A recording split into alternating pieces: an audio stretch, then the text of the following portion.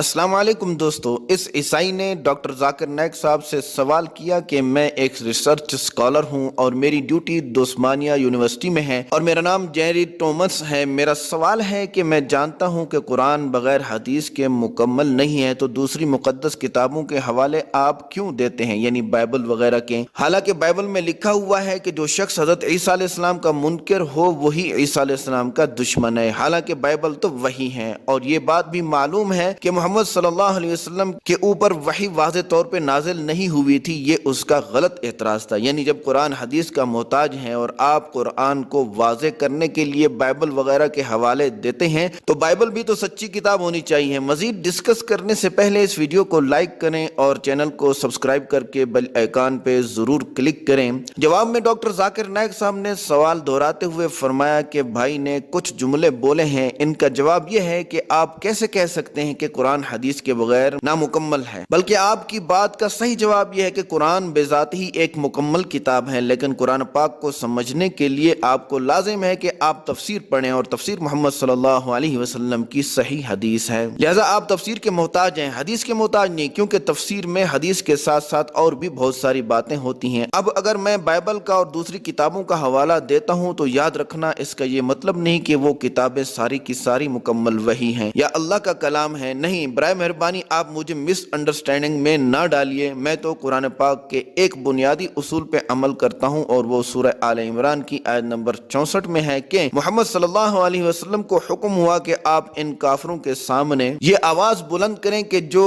बातें हमारे तुम्हारे दरमियान बराबर हैं, जैसे अल्लाह एक है, उसकी कोई मूर्ति नहीं है, उसका कोई बेटा नहीं है, और उनको कहें कि इन्हीं बातों पे तो इत्तिफाक कर लो। दोस्तों वीडियो के साथ जुड़े रहिए। इस ईसाई के डॉक्टर जाकिर नाइक साहब से और बहस होने वाली है। और फिर डॉक्टर जाकिर नाइक साहब ने फरमाया कि इसी तरह अल्लाह ताला ने फरमाया कि हर कौम का एक नबी जरूर है। इन नबियों की 4 किताबें असल हैं, तौरात, इंजील, जबूर और कुरान पाक। तौरात यहूदियों की किताब है और हजरत मूसा अलैहिस्सलाम पे उतरी थी। इंजील ईसाइयों की किताब है जो कि हजरत ईसा अलैहिस्सलाम पे उतरी थी, और जबूर हजरत दाऊद अलैहिस्सलाम पे, और कुरान पाक मोहम्मद सल्लल्लाहु अलैहि वसल्लम पे, और ये सबसे आखिरी मुकम्मल वही है जो क़यामत तक के इंसानों के लिए काफी है। लिहाजा कुरान से पहले जो किताबें आई वो सब की सब एक मखसूस तबका के लिए थी और एक मखसूस वक्त के लिए थी, और अल्लाह ताला ने इन किताबों को अपने असली अल्फाज के साथ महफूज रखना मुनासिब ही ना समझा, बल्कि कुरान पाक को फाइनल वही बना के उतारा। और कुरान पाक के बारे में फरमाया कि इन्ना नहनु नज़्ज़लना ज़िक्र व इन्ना लहू लहाफ़िज़ून। ये सूरह हिज्र की आयत नंबर 9 है, जिसमें अल्लाह ताला ने इरशाद फरमाया कि हमने कुरान पाक उतारा और हम ही इसकी हिफाजत करने वाले हैं। लिहाजा कुरान जमीन पर एक अकेली तन्हा किताब है जो कि अपनी असली हालत में मौजूद है, और इसी कुरान में अल्लाह ताला ने फरमाया कि दूसरी किताबों को बदल दिया गया है। लिहाजा ये बातें मैं नहीं कह रहा बल्कि तमाम मज़ाहिब के उलमा कह रहे हैं। जैसे कि डॉक्टर विलियम मोर, वो इस्लाम पे सबसे बड़ा एतराज़ी था ईसाई होने के बावजूद। उसने 200 साल पहले कहा था कि जमीन पर इस वक्त कोई ऐसी किताब नहीं जो अपने असली अल्फाज में बाकी हो सिवाय कुरान पाक के, और ये उसने 1200 साल पहले असली होने का दावा किया था, यानी 200 साल पहले उसने कहा था। हालांकि वो इस्लाम पर सबसे ज्यादा तनकीद करने वाला था। लिहाजा कुरान के अलावा सारी किताबें बदल दी गई हैं, बल्कि इनमें तहरीफ हुई है, चाहे वो बाइबल ही क्यों ना हो। मैं इस बात पे यकीन नहीं कर सकता कि बाइबल अल्लाह का कलाम है। हम मुसलमान सिर्फ इस बात पे ईमान रखते हैं कि बाइबल वही थी जो कि हजरत ईसा अलैहिस्सलाम पे नाजिल हुई थी, और ये जो बाइबल आपके सामने है ये एक मिक्सचर है। कुछ इसमें असली अल्फाज हैं और कुछ इसमें मिलावट किए हुए अल्फाज हैं।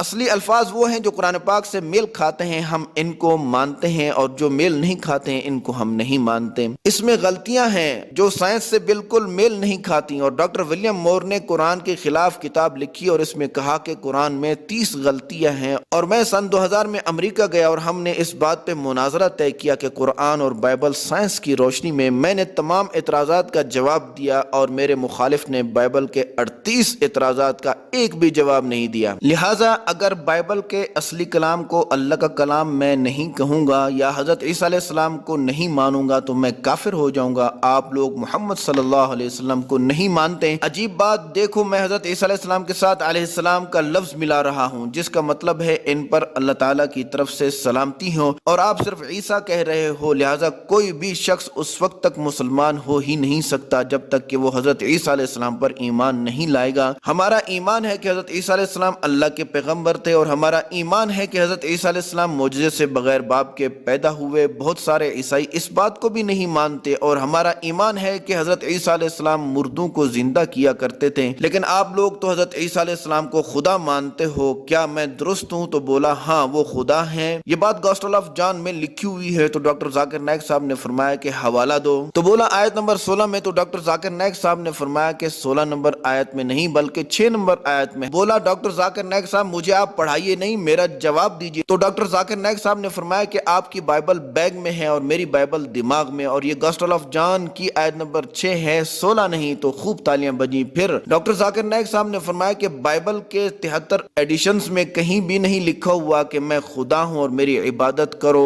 اگر ایسا لکھا ہوا ہوگا تو میں اسلام کو چھوڑ دوں گا اور عیسائی ہوں گا۔ اور جس آیت کا آپ حوالہ دے رہے ہو اس کا ترجمہ یہ ہے کہ میرے باپ نے مجھے آنکھیں دیں، اور یہ بھی لکھا ہوا ہے کہ میرے باپ سب سے بڑے ہیں، اور بائبل میں یہ بھی لکھا ہوا ہے کہ میں کسی چیز کی طاقت نہیں رکھتا، یہاں کہاں لکھا ہوا ہے کہ میں خدا ہوں اور میری عبادت کرو، بلکہ وہ تو فرما رہے تھے کہ میری کوئی قدرت ہی نہیں، بلکہ میں کہتا ہوں کہ اصل مسلمان تو وہ ہیں جو اس بات کو مانے کہ حضرت عیسیٰ علیہ السلام نے کبھی خدائی کا دعویٰ ہی نہیں کیا، بلکہ حضرت عیسیٰ علیہ السلام نے فرمایا کہ اے اسرائیلیوں ان باتوں کو یاد رکھنا، اگر کوئی آدمی تمہیں اللہ کی آیات کا حوالہ دیتا ہے تو تم ان باتوں پہ ضرور یقین کر لو، میں بھی تو اللہ کی آیات کا حوالہ دے رہا ہوں، لہٰذا میں دوبارہ کہہ رہا ہوں کہ اگر کوئی شخص مجھے دکھا دے کہ حضرت عیسیٰ علیہ السلام نے فرمایا ہو کہ میں خدا ہوں اور میری عبادت کرو، تو میں اسی وقت عیسائی ہونے کے لیے تیار ہوں۔ اور جو آپ نے حوالہ دیا ہے گاسپل آف جان کا، تو آپ ذرا بائبل کھولیے، وہ تو یہ لکھا ہوا ہے کہ میں تو ایک صحیح اور سیدھا راستہ ہوں، اور آج میں بھی اس بات پہ یقین کرتا ہوں کہ حضرت عیسیٰ علیہ السلام ایک سیدھا راستہ دکھانے والے تھے، اسی طرح تمام انبیاء، اور اسی طرح حضرت موسیٰ علیہ السلام، اسی طرح ہمارے پیارے نبی محمد صلی اللہ علیہ وسلم سچا راستہ دکھانے والے تھے۔ اور حضرت عیسیٰ علیہ السلام نے گاسپل آف جان میں فرمایا کہ چیپٹر نمبر 16 میں اور آیت نمبر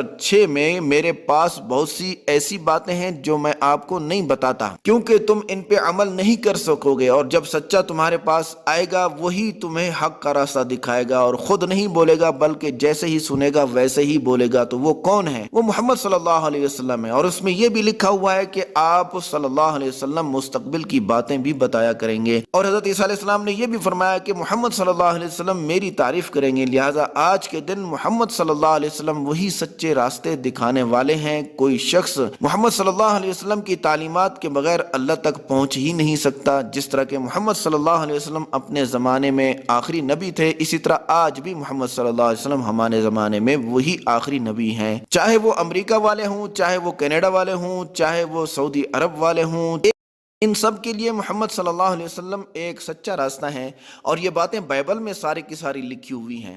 اگر آپ بھی سچا راستہ اختیار کرنا چاہتے ہیں تو سچ آپ کو مل سکتا ہے جو آپ کی رہنمائی کرتا ہے۔ ہوپ آنسرڈ دا کوسچن۔ دوستو، بھلے ہی علماء کو ڈاکٹر ذاکر نائک صاحب سے لاکھوں اختلافات ہوں، لیکن اس بات میں کوئی اختلاف نہیں کہ ڈاکٹر ذاکر نائک صاحب کے ہاتھوں اللہ تعالیٰ نے لاکھوں کافر مسلمان کیے۔ اگر ویڈیو پسند آئی ہے تو اسے لائک اور شیئر ضرور کریں، کیونکہ یہ ویڈیو انگلش سے اردو میں ٹرانسلیٹ کی گئی ہے، اور امید ہے کہ ہم نے ساری باتوں کو صحیح بیان کرنے کی کوشش کی ہوگی۔ کمنٹ کر کے بتائیں کہ ڈاکٹر ذاکر نائک صاحب کا جواب کیسا لگا۔